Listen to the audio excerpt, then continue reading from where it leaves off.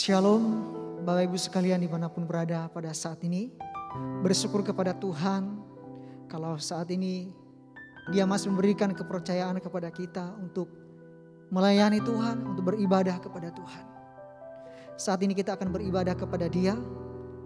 Saya akan mengajak kita bersama-sama mempersiapkan hati kita dengan berdoa kepada Tuhan. Allah Bapa yang bertahta di dalam kerajaan surga, yang kami sembah dan yang kami kenal melalui anak-Mu Yesus Kristus Tuhan dan Juru Selamat kami. Kami bersyukur kepada Engkau Tuhan, buat anugerah yang Kau berikan kepada kami. Sampai pada detik ini Tuhan, kami boleh bernafas. Kami boleh diberikan kesempatan untuk melayani Tuhan. Diberikan kesempatan untuk memuji Tuhan. Terima kasih buat pemeliharaan dan pertolongan Tuhan yang sungguh boleh kami rasakan pada saat ini.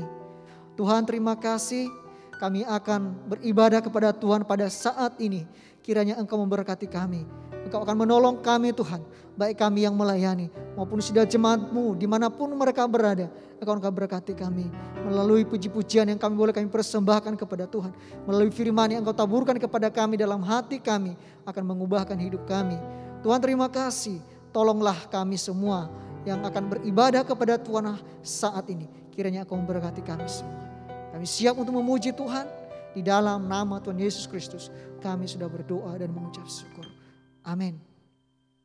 Bapak Ibu sekalian, kita akan segera melanjutkan ibadah kita dengan menyanyikan satu pujian.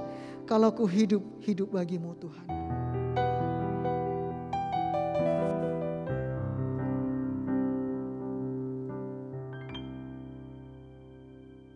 Yesus Kau kebenaran yang menyelamatkanku. Kau memberikanku hidup dan pengharapan.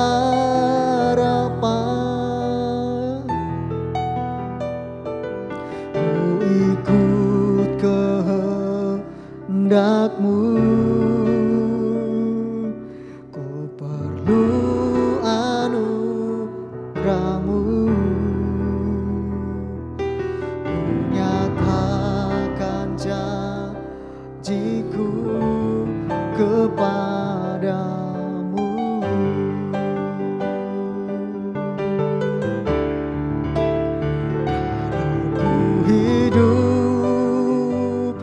Ku hidup bagimu, aku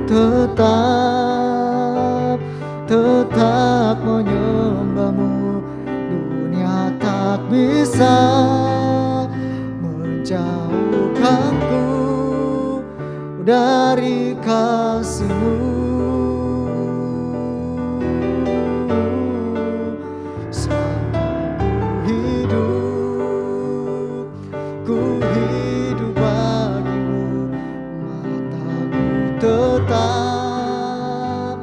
Tetap memandang-Mu. Dunia tak bisa menjauhkanku dari kasih-Mu.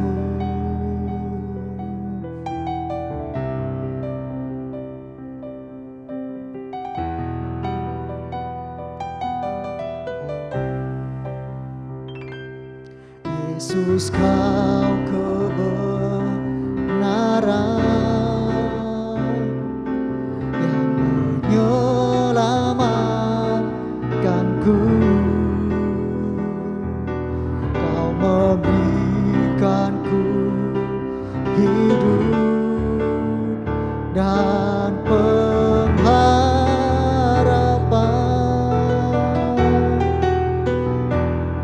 Ku ikut kehendak-Mu,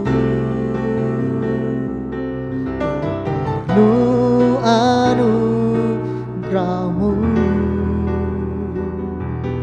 Ku nyatakan janjiku kepadamu.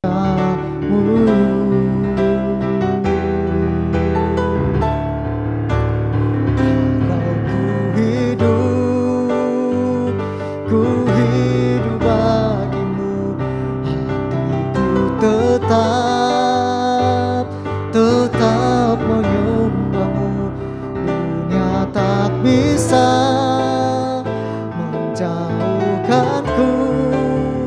dari kasih-Mu. Selama ku hidup bagi-Mu, aku tetap memandang-Mu. Dunia tak bisa menjauhkanku dari kasih-Mu.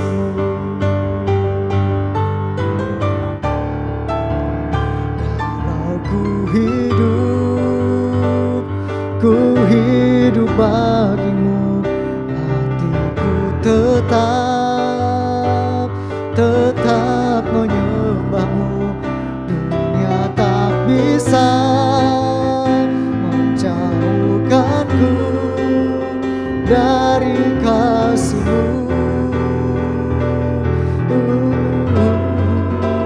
Selama ku hidup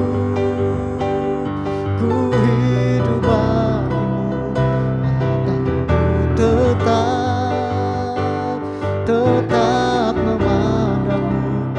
Dunia tak bisa menjauhkanku dari kasih-Mu.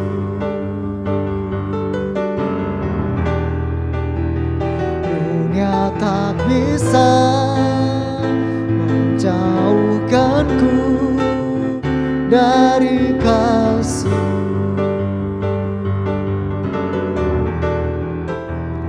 Dunia tak bisa menjauhkanku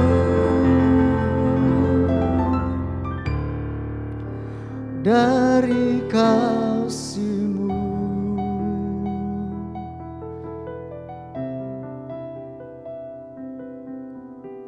Mari kita berdoa bersama-sama. Segala kemuliaan, kepujian, kebesaran hanya bagi Engkau, Tuhan kami Yesus Kristus, Kepala Gereja Mempelai Pria Sorga yang kita nantikan. Kami atas nama-Mu yang luar biasa ini, kami akan masuk dalam pendalaman Alkitab petang hari ini untuk rekan-rekan hamba Engkau Tuhan dan sidang jemaat Johor Lemah bersama rekan hamba Tuhan yang lain, sidang jemaat yang lain, dimanapun mereka berada, disitulah Engkau ada di samping mereka. Bahkan Engkau ada dalam hidup mereka seperti Engkau ada dalam hidup kami di tempat ini. Kami syukuri karena kami tidak sendirian dalam situasi apapun juga. Engkau Sang Pencipta yang tetap peduli, mengendalikan, mengayomi, dan memberkati manusia ciptaan Engkau, bahkan makhluk-makhluk yang di dunia ini.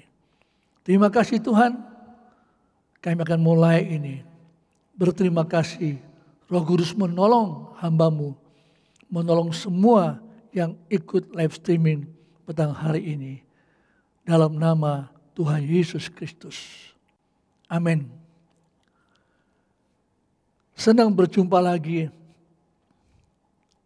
Kita akan segera berada di dalam situasi komunikasi mengenai pertunangan.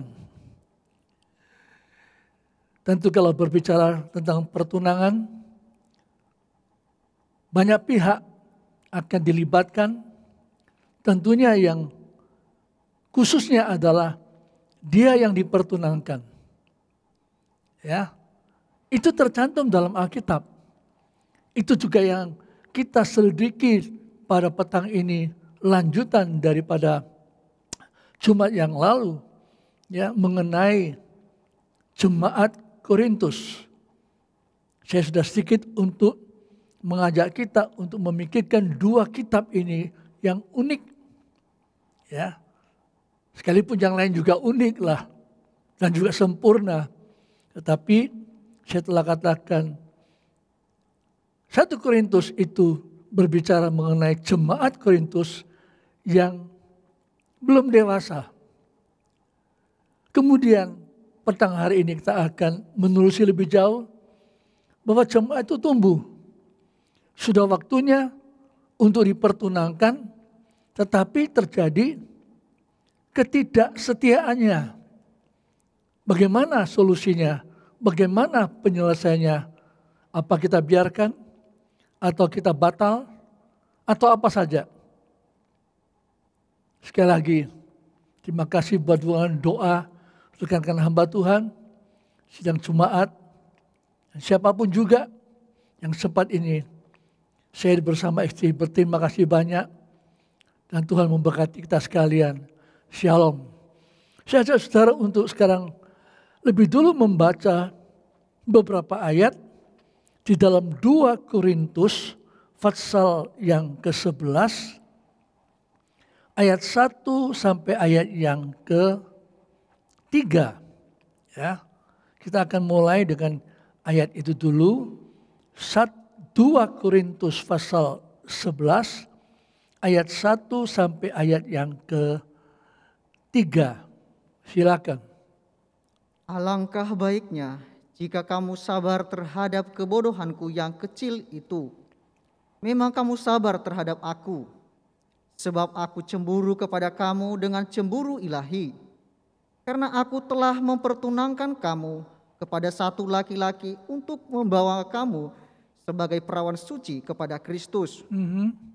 Tetapi aku takut kalau pikiran kamu disesatkan dari kesetiaan kamu yang sejati kepada Kristus, sama seperti Hawa yang diperdayakan oleh ular itu dengan kelicikannya. Ya, terima kasih.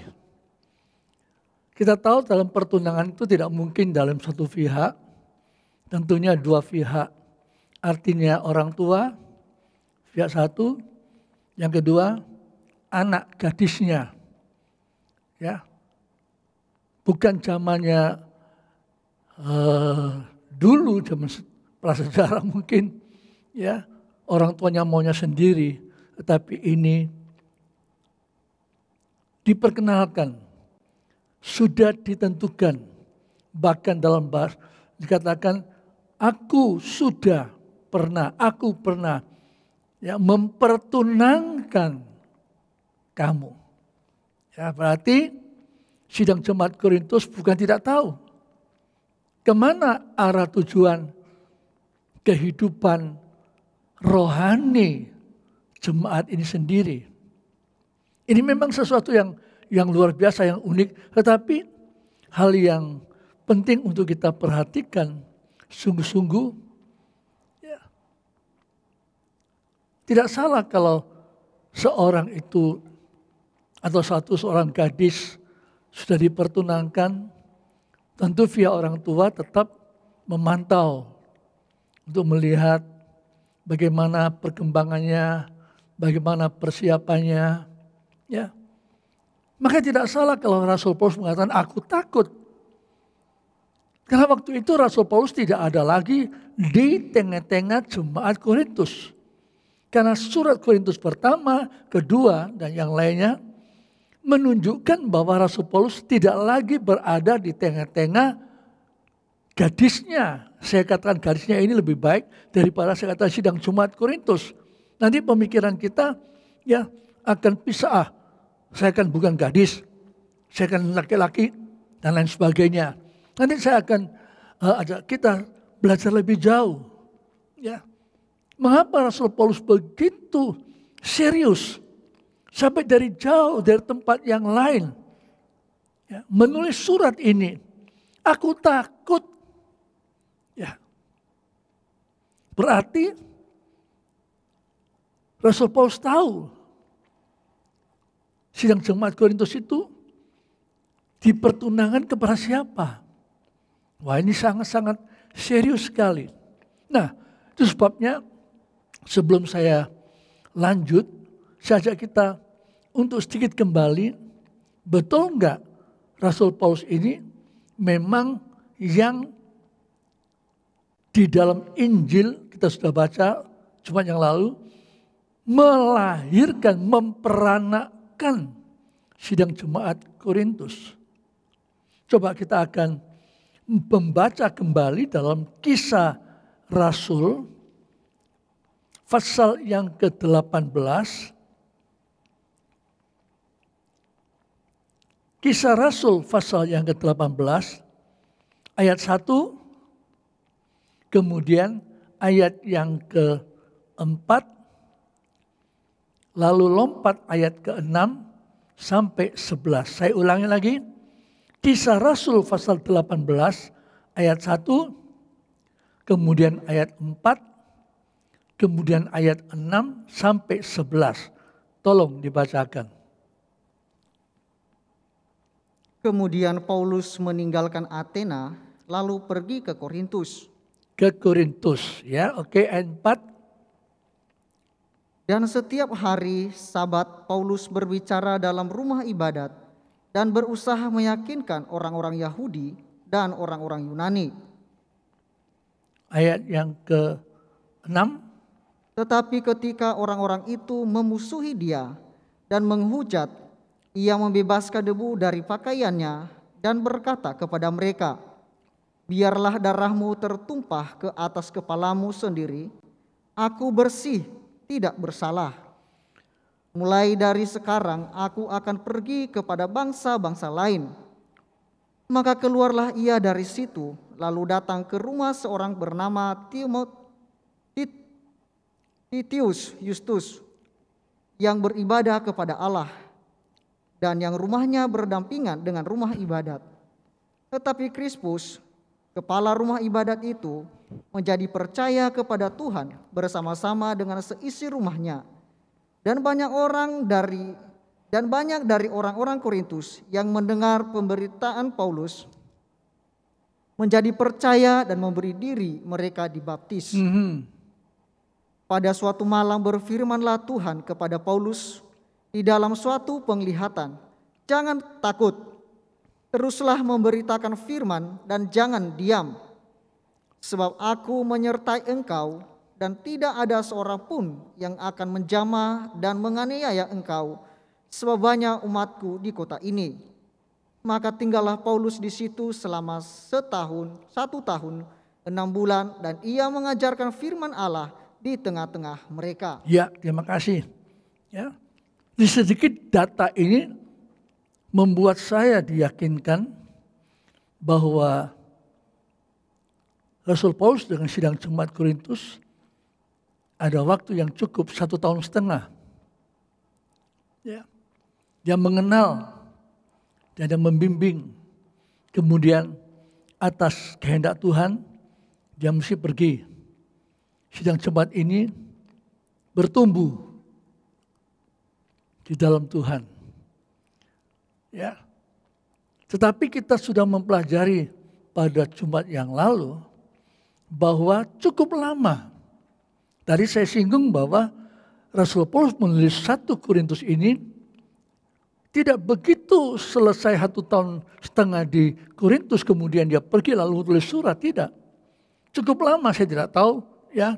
Saya juga belum sempat menyelidiki berapa lama. Tetapi jikalau kita menelusuri tulisan Rasul Paulus, ya, dikatakan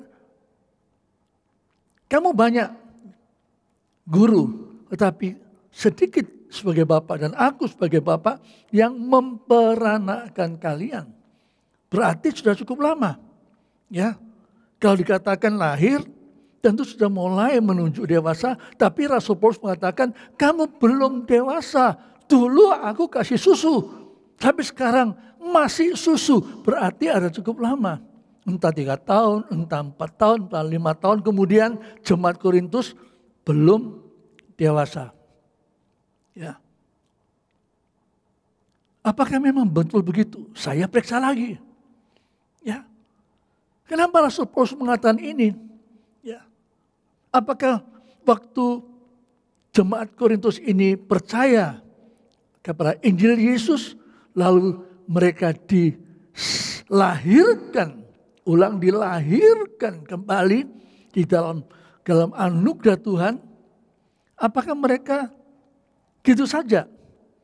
Waktu saya membaca pasal 1 kembali dalam 1 Korintus, saya lihat Tuhan itu luar biasa. Sangat menguatkan saya sebagai hamba Tuhan. Juga saya mau ya dengan pemberitaan ini kembali menguatkan seluruh sidang jemaat bahwa kalian ini sangat disoroti oleh Tuhan. Kami hamba-hamba Tuhan dari berbagai denominasi gereja, dari berbagai aliran, karena Alkitab yang sama, maka kita harus juga bersyukur dengan nada yang sama, sekaligus dengan satu pemikiran yang serius bahwa kemana sidang jemaat yang Tuhan percayakan. Ya. Ada yang sudah lebih, saya di sini di Surabaya sudah masuk 19 tahun. Bapak kemana sidang jemaat Johor Maputro yang hari-hari ini menghadapi pandemi ini? Ya, mungkin hamba Tuhan yang lain yang lebih lama di daerah yang Tuhan tentukan di dalam melahirkan sidang jemaat. Dan dibawa kemana? Apa yang kita harapkan dari anak-anak lahir di dalam Injilnya? Coba saya ajak saudara untuk menelusuri. Ya, saya tadi coba untuk tidak usahlah untuk kita lompat saja, tapi saya merasa bersalah jikalau saya tidak mengajak kita dalam PA ini sedikit banyak kita relakan untuk membaca ya dengan baik 1 Korintus pasal yang pertama ayat yang ke-1 sampai ayat yang ke-9, tetapi saya tidak terpaksa saya katakan tidak membaca dari awal, tetapi saya ajak saudara membaca mendengar ayat yang ke-4. Aku senantiasa mengucap syukur kepada Allahku karena kamu atas kasih karunia Allah yang dianugerahkannya kepada kamu dalam Kristus Yesus. Oh, bersyukur. Teruskan, kenapa?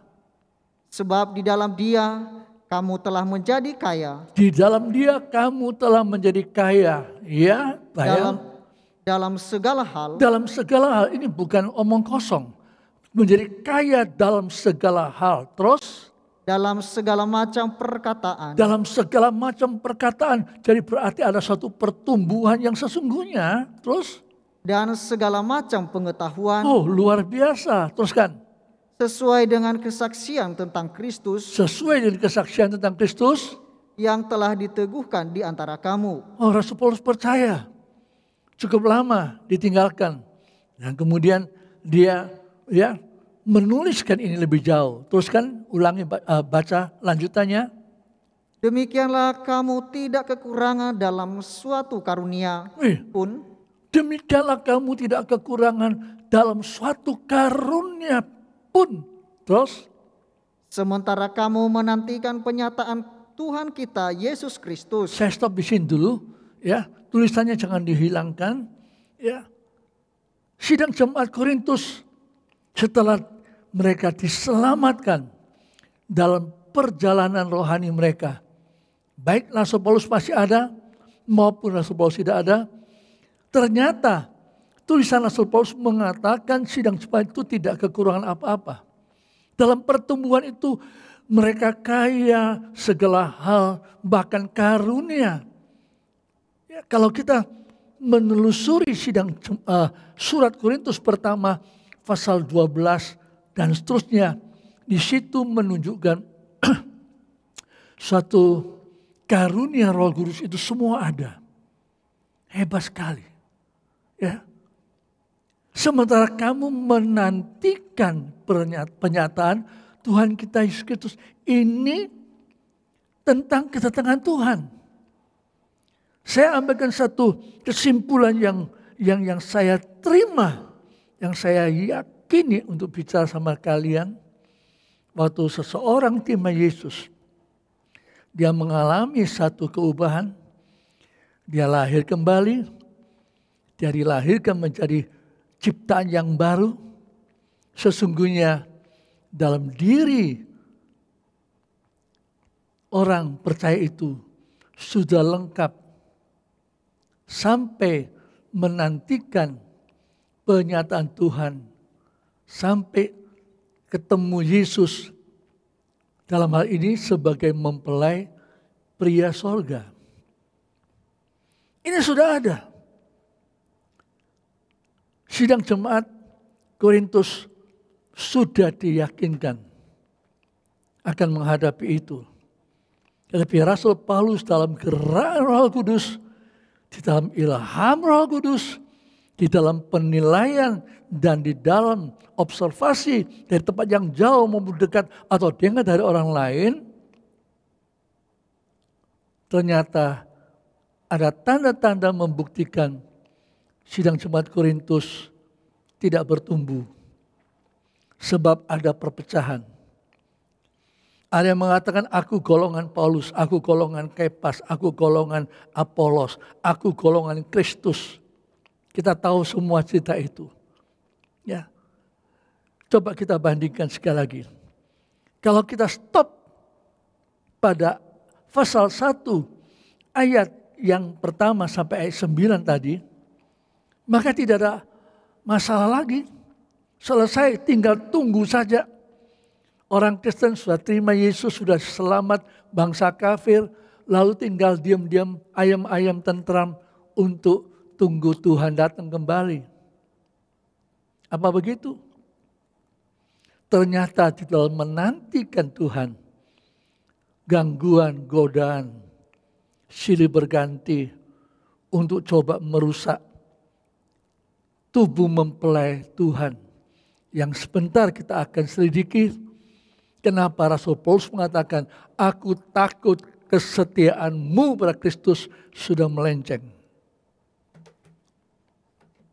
Ya. Padahal seorang itu yang sudah lahir, dia sudah memiliki semuanya. Waktu anak saya lahir walaupun masih bayi, tetapi dia sudah merupakan manusia utuh, seutuh-utuhnya. Anak saya, pakai marga saya, dia akan mewarisi segala sesuatu yang dipunyai oleh orang tuanya. Wah, saat ini saya merasakan begitu sukacita. Tetapi sukacita itu tidak membuat kita hilang suatu perhatian.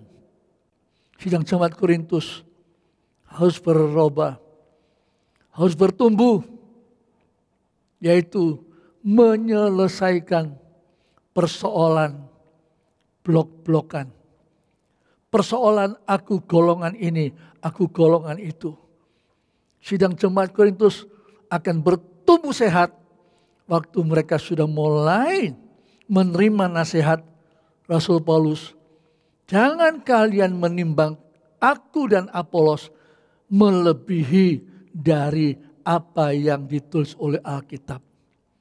Sejauh sidang jemaat dimanapun di dunia ini, jikalau dia menilai seorang hamba Tuhan, menilai seorang gembala, menilai seorang penginjil, menilai seorang guru dan sebagaimana melebihi Alkitab, maka itu merupakan kemacetan pertumbuhan rohani bagi orang yang berbuat itu. Itu keyakinan saya. Ya, kalau golongan demi golongan itu diabaikan, atau maksud saya, tidak apa-apa lah. Itu kan dunia dewasa ini. Kenapa kita mesti ngotot dengan persatuan? Ya masing-masing organisasi kan bisa saja. Kita bisa berpikir itu. Tapi saya sering kali kembali berpikir. Kenapa manusia berpikir yang jelek? Kenapa terjadi perpecahan dalam gereja yang mula-mula begitu luar biasa? Kenapa terjadi begini? Kenapa? Maka Tuhan ingatkan pada saya. Kamu berpikir setelah Adam dan Hawa melanggar firman-Ku. Pasal 1, pasal 2 kitab Kejadian, semuanya indah.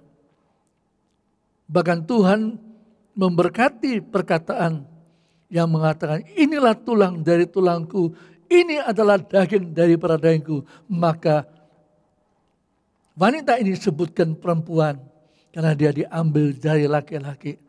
Maka laki-laki tinggalkan orang tuanya dan menyatu dengan istrinya, dan keduanya menjadi satu daging. kita perhatikan. Sangat serius ini. Pengajaran mempelai, kabar mempelai, menyangkut Yesus sebagai mempelai pria dan gereja yang sebagai mempelai wanita bukan hanya sekedar omong doang. Seperti kita mempertontonkan anak kita, gadis kita kepada seorang laki-laki dan kepada keluarga famili yang akan menjadi satu famili ini. Kita tidak berhenti. Begitu ada sedikit kekurangan harmonisan, kita sudah bingung. Kita sudah berupaya bagaimana supaya jangan sampai pertunangan itu batal. Bagaimana saudara? Kalau dunia punya pernikahan, manusia toh berupaya sedini mungkin supaya pertunangan ini tetap harmonis menuju pada pernikahan yang sah, yang kudus, yang diberkati. Terlebih kalau Rasul Paulus mengatakan, aku pernah mempertunangkan kamu kepada seorang laki-laki dalam bahasa Indonesia, seorang suami bahasa Inggris dan bahasa Mandarin. Itulah Kristus. Kalian kupersembahkan sebagai perawan yang kudus suci. Tapi aku takut. Nah saudara, kalau kita perhatikan 1 Korintus ini, maka saya kembali melihat sesuatu yang luar biasa. Ya. Kenapa 1 Korintus pasal 13 tidak ditaruh pada 2 Korintus? Baru cocok. Kenapa 1 Korintus pasal 13 ada dalam 1 Korintus dan berbicara full mengenai cinta? Hai suami, kasihilah istrimu seperti Kristus mencintai sidang jemaat. Cinta itu diungkapkan oleh Roh Kudus kepada Rasul Paulus kepada sidang jemaat Korintus yang belum dewasa ini. Dia mengatakan kasih itu tidak berkesudahan. Kasih itu demikian luar biasa. Kasih itu panjang sabar. Kasih itu, saudara. Saya tidak tahu mengapa saya mesti bicara begini. Ya, mungkin saya harus tidak terlalu kembali apa yang saya sudah persiapkan. Tetapi saya yang merasakan betapa Tuhan itu mempersiapkan seorang gadis jemaat Korintus ini. Dimulai dengan 1 Korintus ini yang belum dewasa. Coba untuk ditegur, coba untuk dinasihat, coba untuk diberikan ya satu dorongan, satu stimulan, satu force supaya sidang jemaat Korintus, sidang jemaat gadis perawan yang kudus ini, yang dikuduskan oleh darah Yesus, yang dikuduskan oleh Roh Kudus, yang dikuduskan oleh firman Allah, betul-betul dewasa. Tidak mengabaikan. Itu sebabnya saya berterima kasih waktu-waktu yang lampau.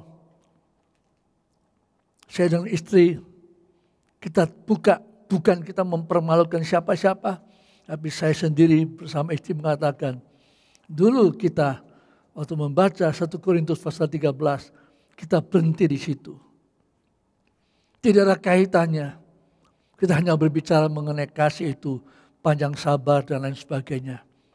Tetapi setelah kami didorong dan kami aminkan, kami harus bisa menemukan keterkaitannya 1 Korintus 13 dengan 2 Korintus. Apa kaitannya? Mengapa ini ditulis lebih dulu? Ya, lalu bagaimana kaitannya? Oh, luar biasa. Hati saya terharu sekali.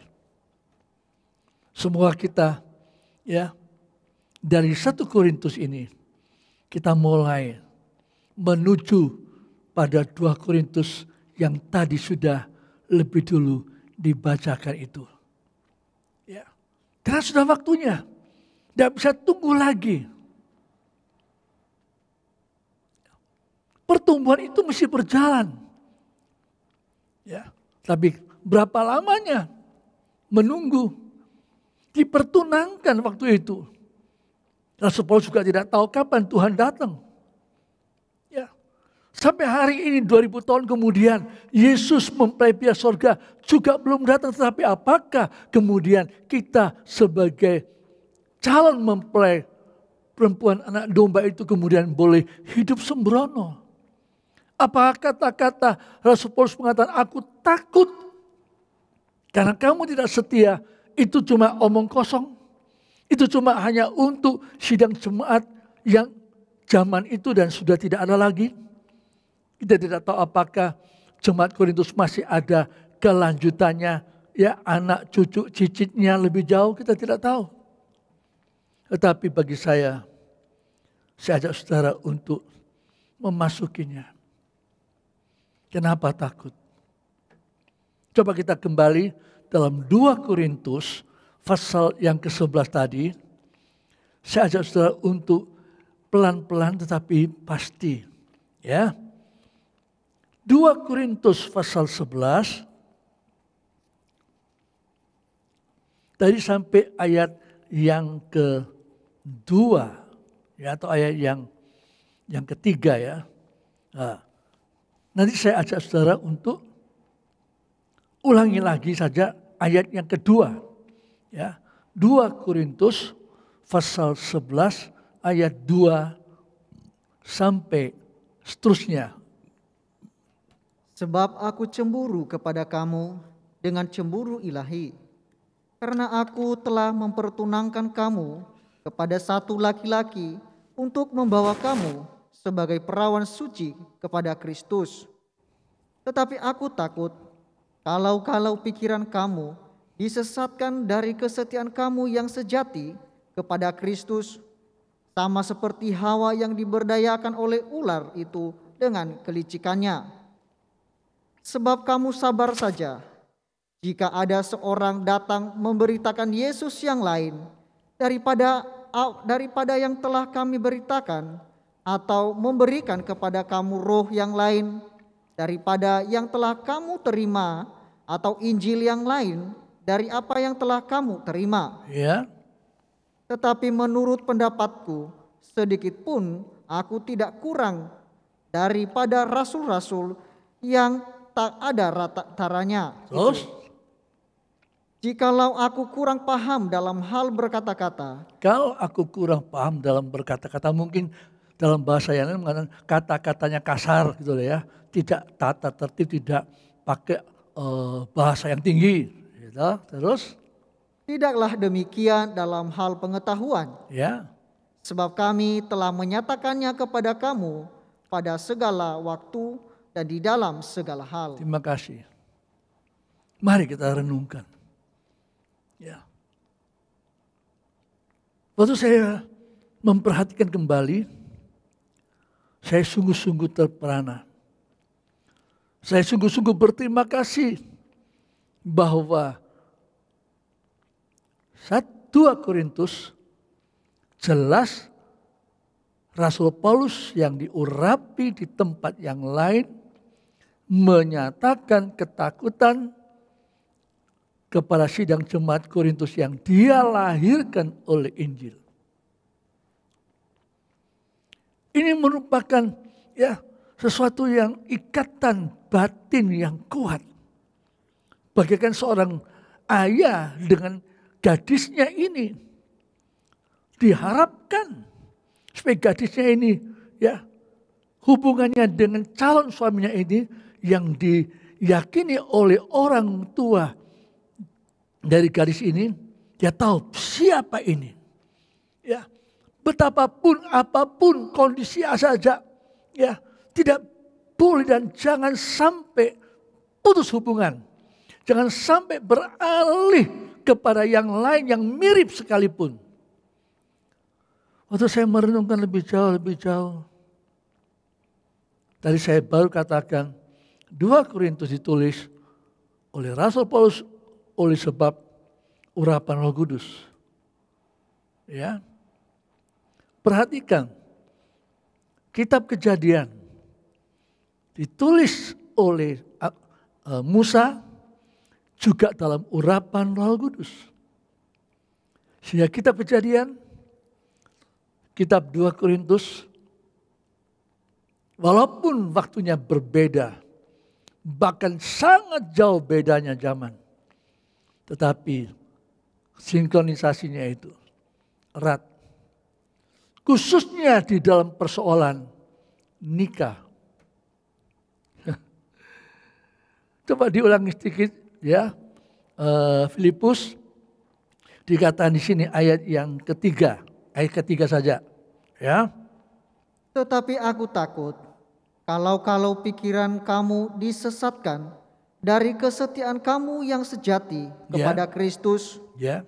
Sama seperti Hawa. Nah, perhatikan, sama seperti Hawa. Kapan kata Hawa muncul? Kitab Kejadian, pasal yang ketiga. Ya, coba diulangi. Tetapi aku takut Ya. kalau pikiran kamu disesatkan dari kesetiaan kamu yang sejati kepada Kristus. Sama seperti Hawa diperdayakan oleh ular itu dengan kelicikannya. Sama seperti, ya, ini kuat tulisannya. Berarti Rasul Paulus sangat mengenal kitab Perjanjian Lama, khususnya kitab Kejadian. Ya, bagaimana kita menyampaikan pengajaran mempelai, tapi kita mengabaikan Perjanjian Lama? Perjanjian Lama ini merupakan satu nubuatan yang harus menjadi nyata di dalam Perjanjian Baru karena Yesus telah datang. Telah menggenapi semuanya itu dan wujudnya itulah Yesus. Wujudnya itulah mempelai pria sorga. Wujudnya itulah Adam yang terakhir. Oh, Rasul Paulus berani. Aku takut. Roh ini sama.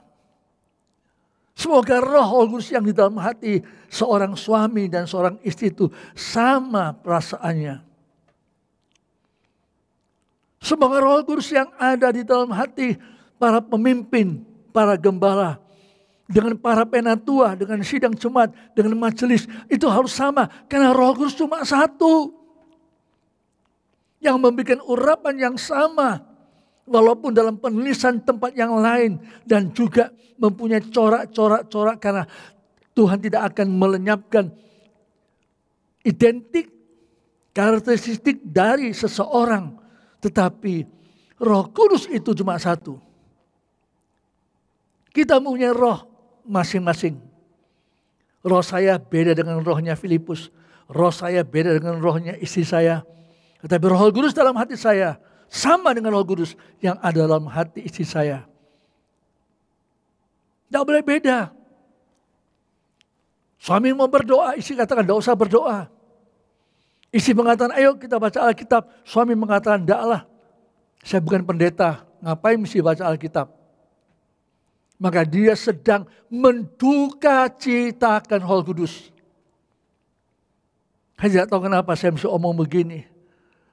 Saya ada saudara, mari kita pikir-pikir. Rasul Paulus langsung tembak pada awal permulaan. Belum ada apa-apa. Belum ada kejatuhan, belum ada Kain, belum ada Habel, belum ada dan belum ada dan belum ada. Baru permulaan Allah ciptakan Adam. Kemudian Allah ambil tulang rusuknya, membuat, membangun, menjadikan seorang wanita. Dan mereka menjadi suami istri.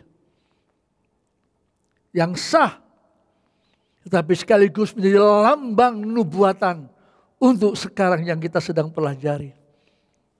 Kalau tidak ada hubungan, mengapa Rasul Paulus mengambil contoh Hawa yang diperdaya oleh ular? Dia tidak mengatakan setan. Dia tetap mengambil kitab Kejadian pasal 3 adalah ular.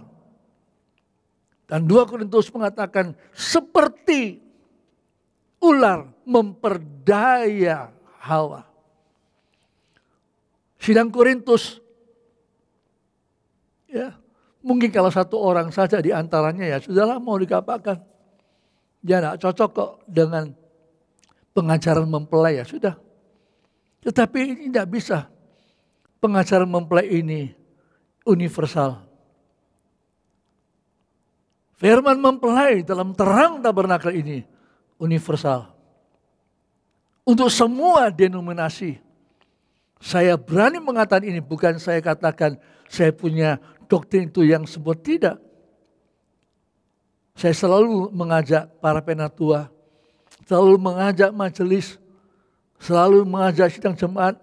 Kami mendorong apakah mulus, seperti sidang jemaat Korintus tidak mulus. Demikian juga sidang jemaat yang di dunia akhir zaman ini. Tidak semulus yang kita pikir. Tidak selancar yang di jalan tol. Banyak masalah. Ya. Tetapi Tuhan mempunyai rencana yang tidak pernah gagal.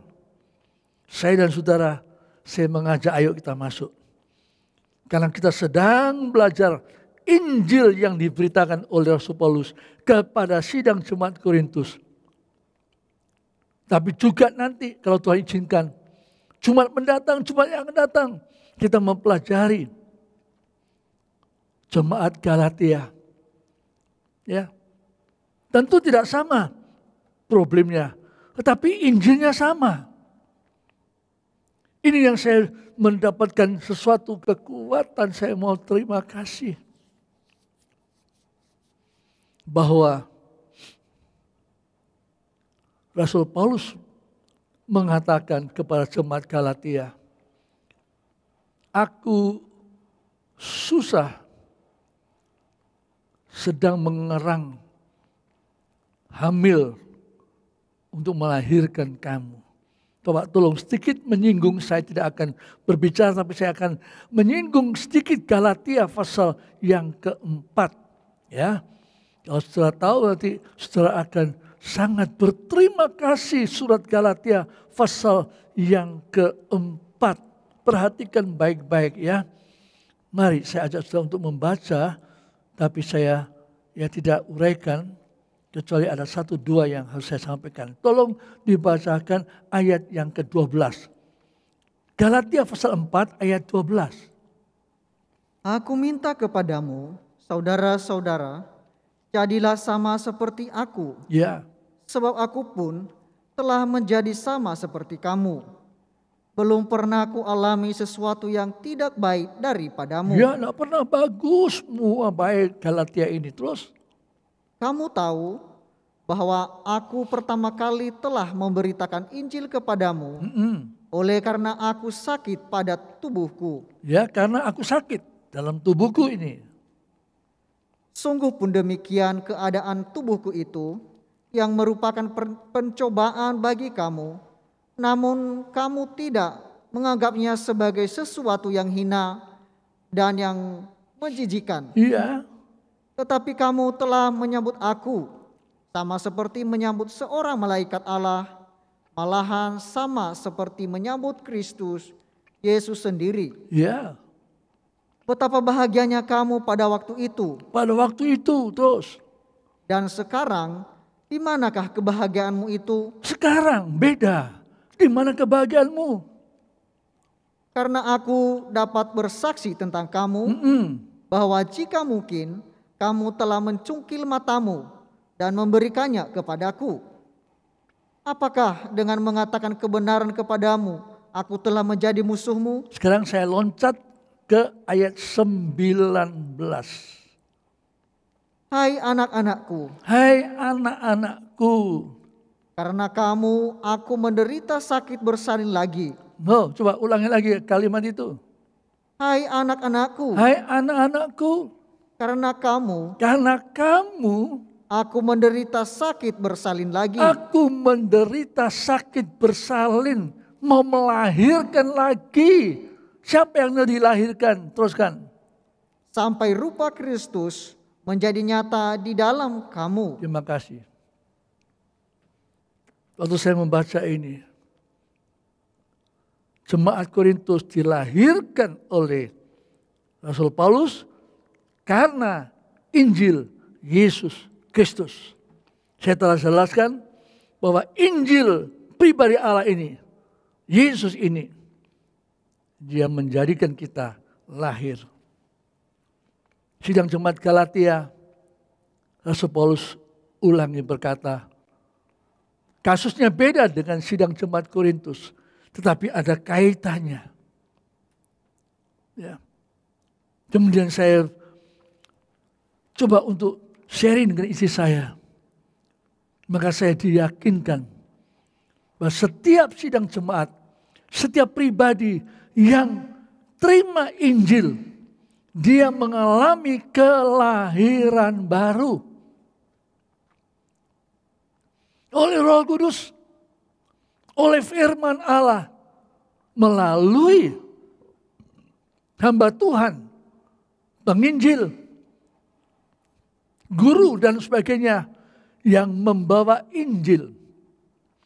Saya catat di sini secara sederhana bahwa Rasul Paulus telah melahirkan oleh Injil, melahirkan jemaat Korintus, jemaat Galatia, Tesalonika, kemudian pribadi Timotius, Titus, Filemon, dan Onesimus, dan yang lain-lainnya. Jadi pribadi saya tidak tahu saudara. Saya juga tidak mau memaksa saudara.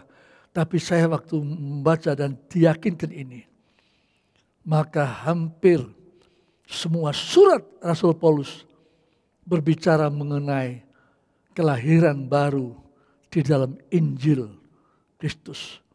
Yang tidak berhenti dalam kelahiran saja, tetapi bertumbuh. Solusinya bagaimana? Jangan sampai macet, tetap menjadi yang baik, hanya susu, hanya terus menerus untuk membanggakan golongannya sendiri. Tetapi kalau sudah waktunya untuk dipertunangkan, kita minta Tuhan berikan solusi pada pagi ini. Supaya kesetiaan kita, sidang jemaat, kesetiaan kita para hamba-hamba Tuhan yang menginjili dan melahirkan jiwa-jiwa yang baru itu bisa bertahan, bertanggung jawab, mengenal siapakah calon mempelai pria itu. Bukan cuma tahu tapi tidak kenal. Yesus mengatakan bukan semua orang yang menyebut aku Tuhan, Tuhan akan masuk dalam kerajaan sorga. Hanya mereka yang mengikuti kehendak Bapakku yang bisa masuk. Karena waktu itu banyak orang mengatakan, Tuhan, Tuhan, dalam namamu aku mengajar, dalam namamu aku mengadakan mujizat, dalam namamu aku begini dan aku begini, aku begini. Tetapi aku berkata kepada engkau sesungguhnya, hanyalah engkau, hai kamu yang berbuat jahat. Aku tidak mengenal engkau. Seringkali saya memberikan satu perumpamaan yang sangat sederhana. Kita bangsa Indonesia tidak ada yang ragu bahwa presiden kita ini adalah Joko Widodo. Jelas, bahkan ada fotonya. Kita boleh mempunyai foto presiden kita di setiap rumah kita. Tetapi apakah foto saya di istana merdekanya Bapak Presiden? Apakah foto saya ada di dalam rumahnya Bapak Presiden? Belum tentu bukan. Kecuali nama anaknya. Kecuali mantunya ada di sana. Kita semua tahu Yesus adalah Tuhan. Mempelai pria sorga. Tetapi sungguhkah kita kenal dia? Itu sebabnya Rasul Paulus mengatakan sini, aku cuma takut kamu akan mendengar dari seorang Yesus yang lain. Satu. Dua, roh yang lain kamu terima. Yang terakhir adalah Injil yang lain. Ini membuat saya berpikir lama. Ya. Ada apa ini? Kenapa begitu serius? Bukankah dalam Alkitab juga ada Yesus yang bukan Yesus Juru Selamat, tapi namanya Yesus juga. Ya. Bahkan orang Latin, orang Amerika Latin, orang Filipina, banyak mereka yang menggunakan nama Yesus dalam nama pribadinya. Karena mereka mengagumi Yesus itu. Ya. Tapi masalahnya, apakah Yesus itu yang menjadi mempelai pria kita, dan kita yakin kita adalah calon mempelai wanita dari mempelai pria yang sudah kita dipertunangkan.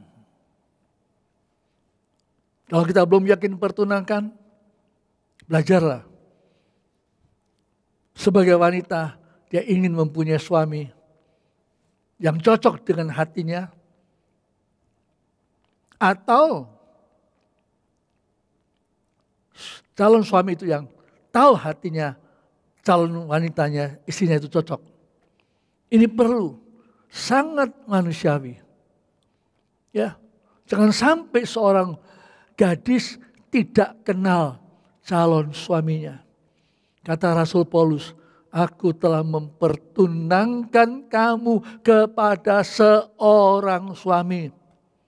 Seperti wanita perawan suci muda yang kudus yang dipersembahkan kepada Kristus, kepada Mesias. Ini perlu perkenalan, perlu mendalami.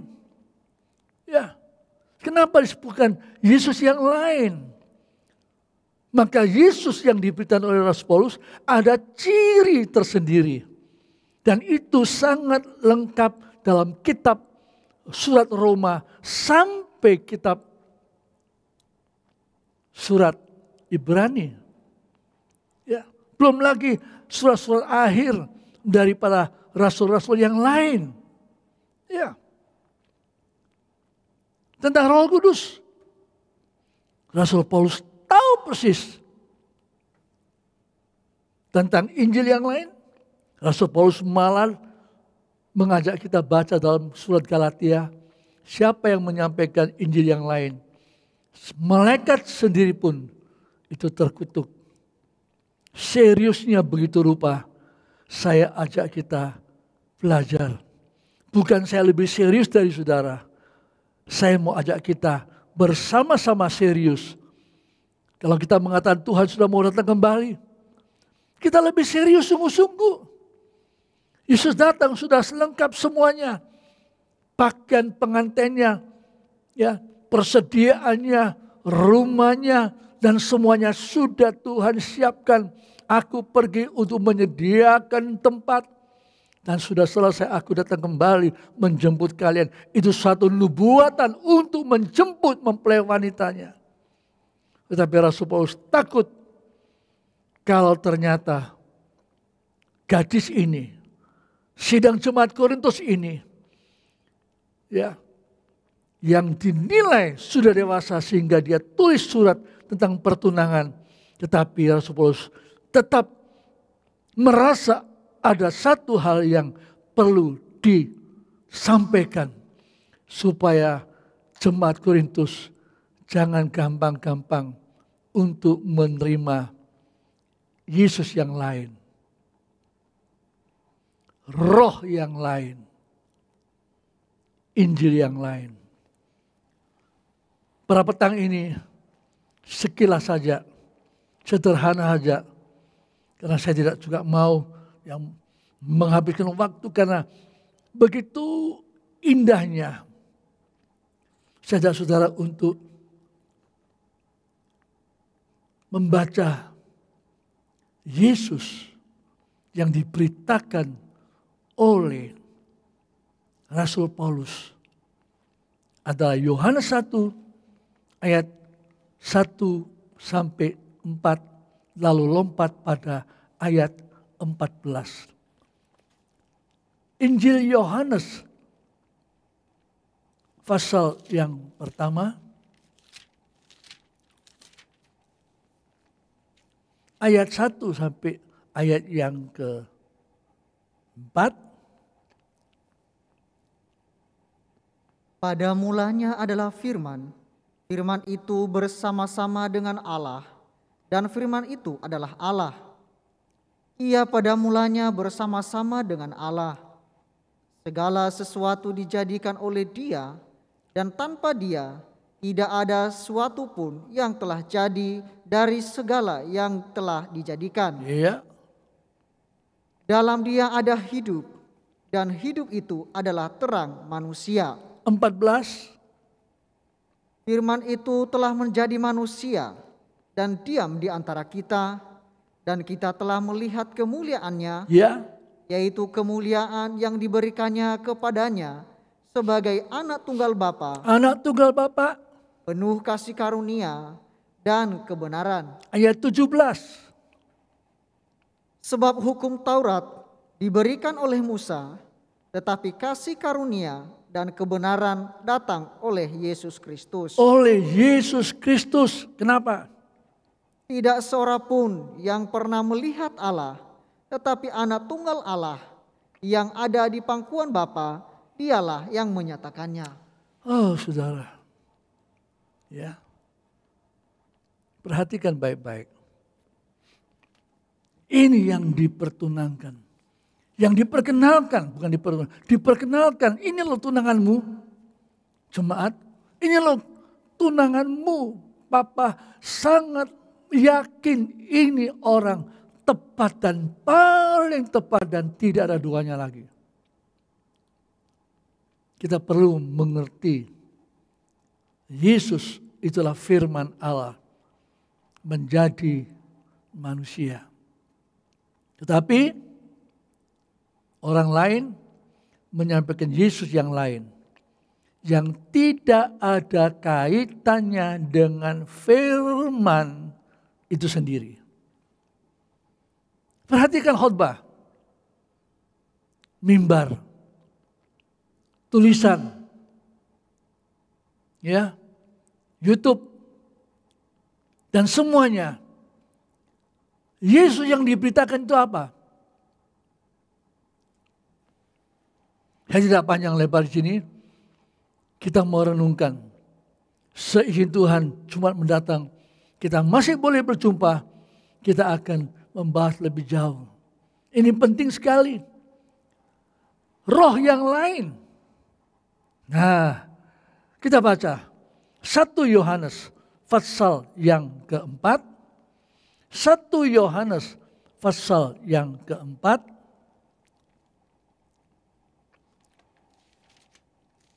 Ayat yang pertama mulai. Saudara-saudaraku yang kekasih, Ya.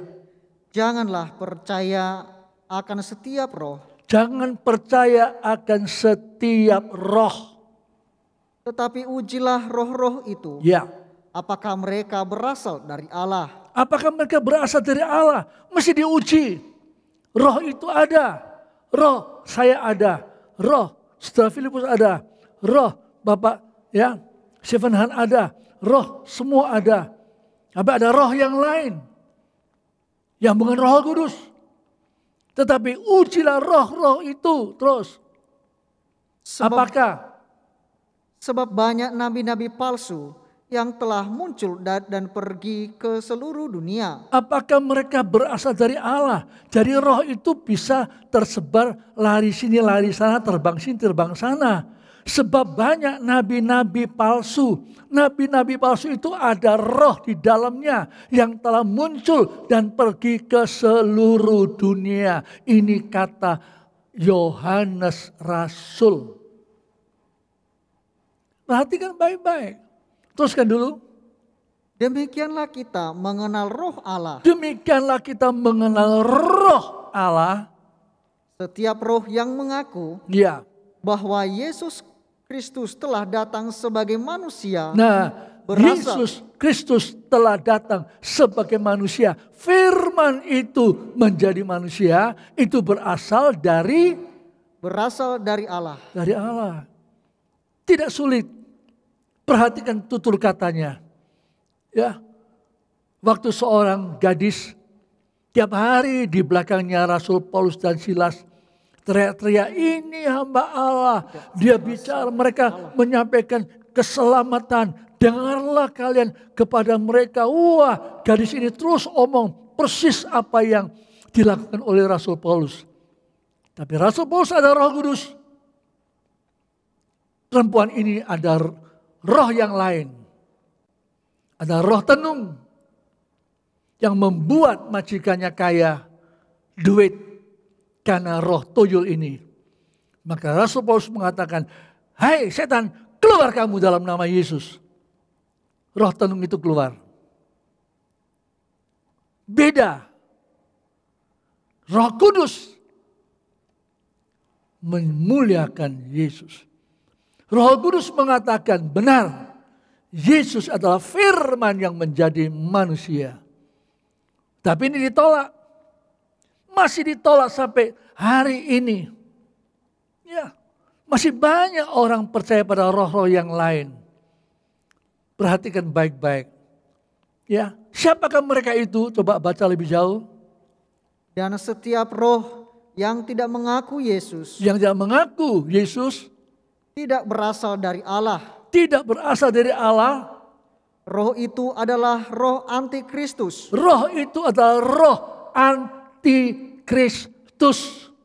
Kalau gereja sudah tidak bicara tentang firman yang menjadi manusia, hanya bicara tentang Yesus yang lain, menggerakkan dengan roh duniawi, maka gereja itu sedang sedang dirongrong dan sedang dipengaruhi oleh roh antikris sekalipun di dalam gereja. Perhatikan baik-baik ini. Ya, bahwa ia akan datang dan sekarang sudah ada di dalam dunia. Terima kasih. Perhatikan baik-baik. Saya ada Roh Kudus.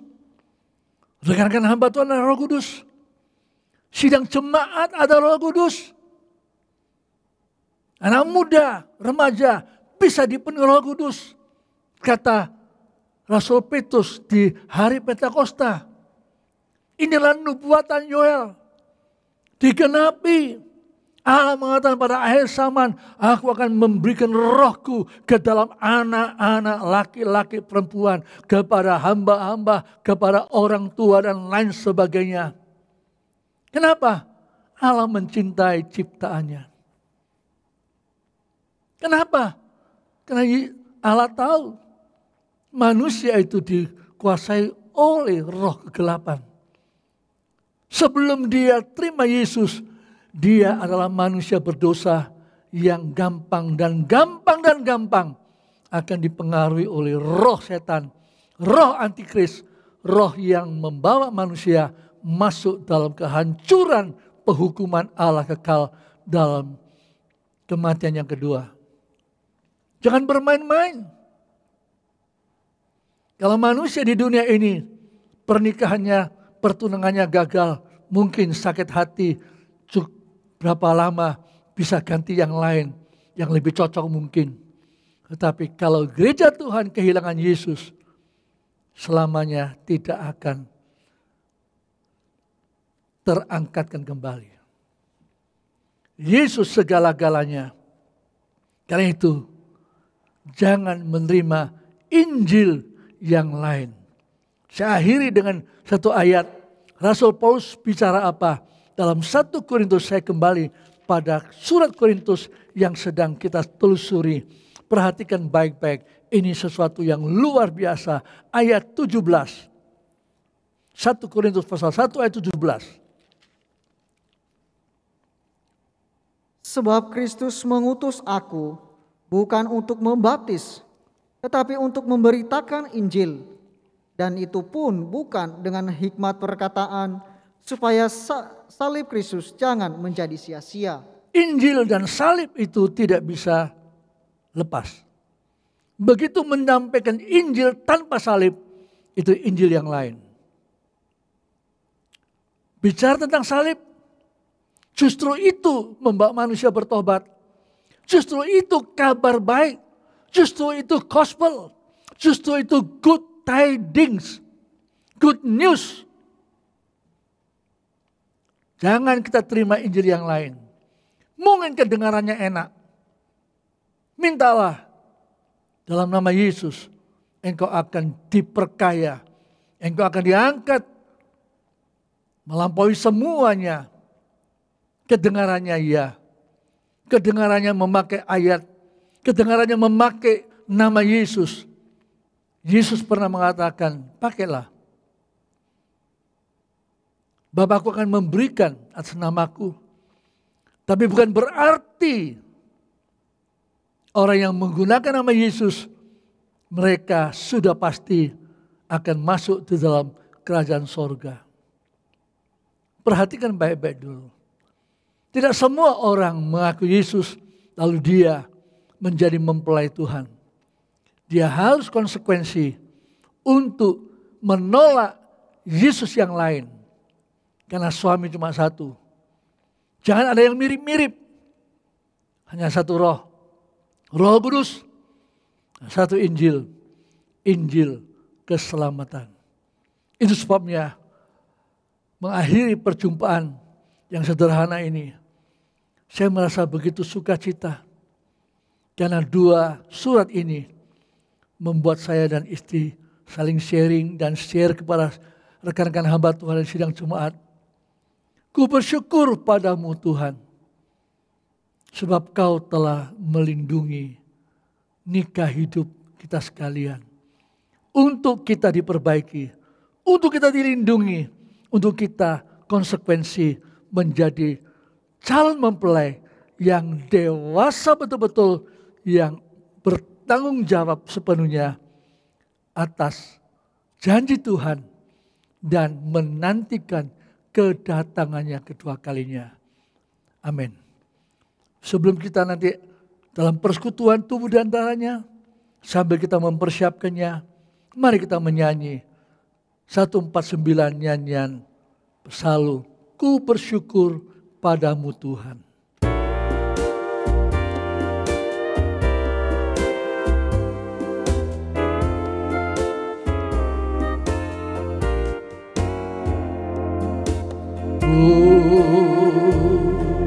Bersyukur padamu Tuhan, sebab kau telah melindungi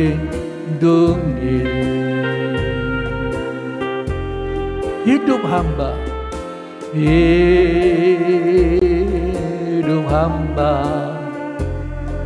yang hina ini dalam kuasa firman di tengah-tengah kehancuran. Oh amin, amin Tuhan.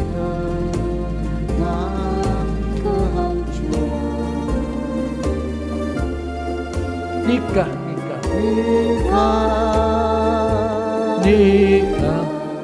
di dunia, firman mempelai,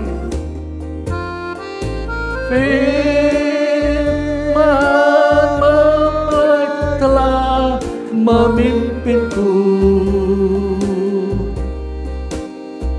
dalam kesucian ilahi.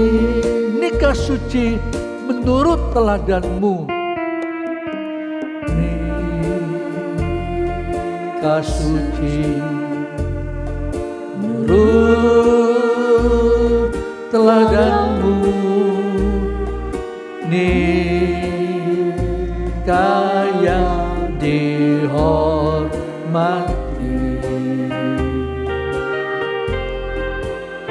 senantiasa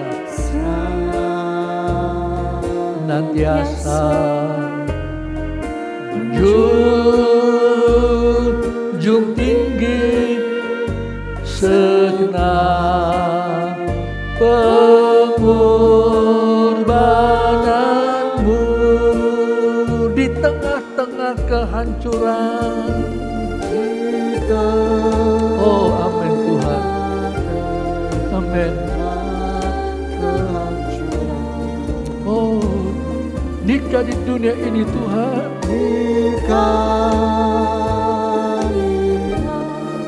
Di dunia. Oh, firman mempelai. Firman mempelai telah memimpinku dalam kesucian ilahi. Sementara kita sudah siap, roti di tangan, cawan sudah dibuka, ya karena memang ada tutup. Kita akan nyanyikan ayat yang ketiga. Dan kita berdiri, yang bisa berdiri di tempatnya. Katakanlah, pimpinlah terus hidupku ini Tuhan.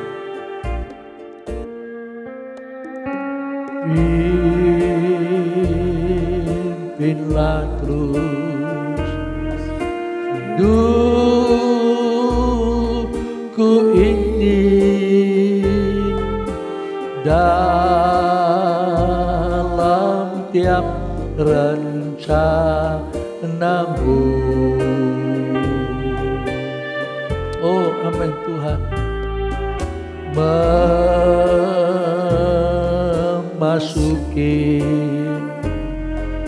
nikah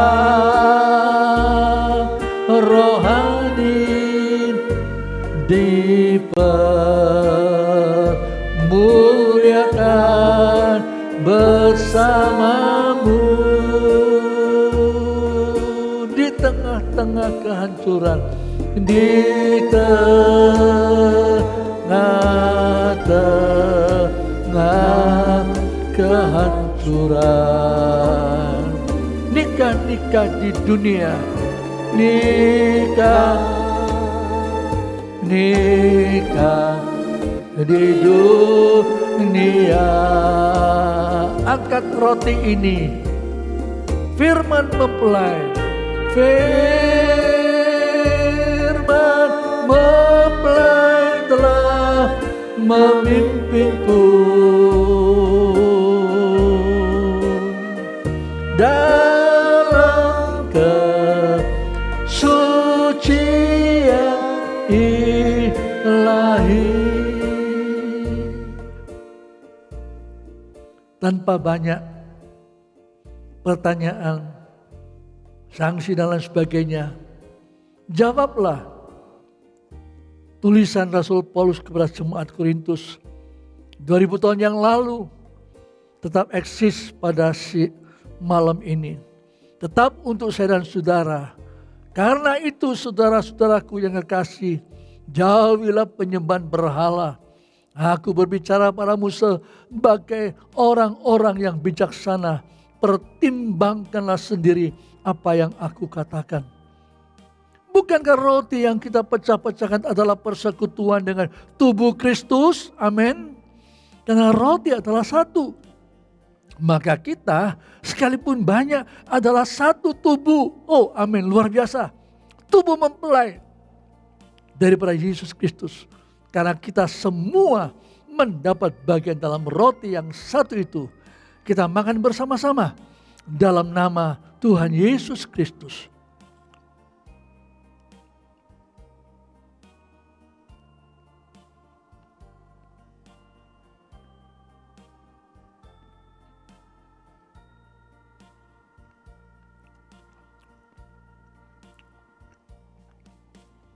Luar biasa. Heran. Mari kita angkat ini cawan. Gak usah dibuka dengan baik. Dan saya akan baca. Saudara aminkan lagi. Bukankah cawan pengucapan syukur, yang atasnya kita ucapan syukur, adalah persekutuan dengan darah Kristus? Amin. Sebab setiap kali kamu makan roti ini dan minum cawan ini, kamu memberitakan kematian Tuhan sampai Ia datang. Puji Tuhan, kita minum bersama-sama dalam nama Tuhan Yesus Kristus.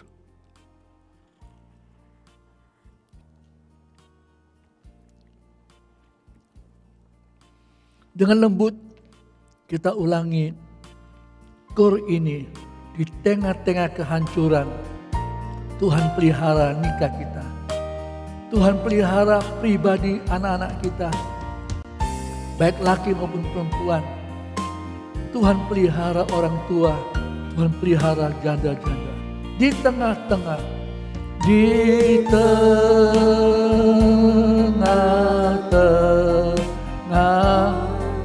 kehancuran. Nikah-nikah di dunia, nikah di dunia. Firman mempelai, firman mempelai telah memimpiku dalam kesucian ilahi. Biar musik sendiri mengalunkan, membawa kita masuk dalam doa penyembahan.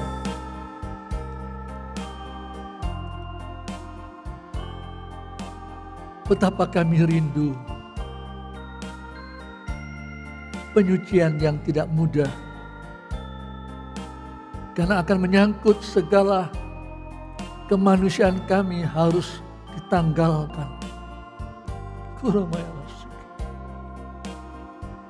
Tapi kami percaya kurbanmu sempurna. Untuk itulah Engkau datang. Firman menjadi daging, mempunyai tulang dan mempunyai daging, untuk jalan di tengah-tengah umatmu 2000 tahun yang lalu. Dan Engkau rela untuk ditolak, dihina, salib, mati, kubur, bangkit, naik ke surga. Tuhan Yesus, Engkau segera datang kembali. Bila Roh Kudus-Mu yang Engkau janjikan, yang sudah ada bersama kami petang hari ini, akan terus menolong kami, membuat kami tidak melupakan firman yang telah kami baca dengar ini. Engkau akan ingatkan itu semuanya. Lewat nyanyian tadi, Tuhan akan tolong kami supaya kami memang rindu. Kita disucikan untuk menjadi teladan bagi dunia Indonesia kita ini yang masih porak-poranda, bukan hanya pandemi karena penyakit, virus dan sebagainya, tapi karena kerusakan akhlak nikah yang hancur berantakan, kecuali Engkau Yesus yang mampu untuk memulihkan kembali. Untuk itu kami bersyukur. Kami bersyukur lewat nyanyian ini. Bersyukur karena firman-Mu kembali mengingatkan kami. Kami percaya firman-Mu akan terus mengiang-iang dalam hati pikiran hamba-hamba-Mu, sidang jemaat-Mu, besar kecil, pria, wanita, tua dan muda, di segala tempat, di segala daerah, di tempat yang sunyi, di tempat yang ramai, di tempat yang berbahaya, di tempat yang aman. Tetap Engkaulah yang menjadi pelindung kami, pelepas kami, penyempurna kami.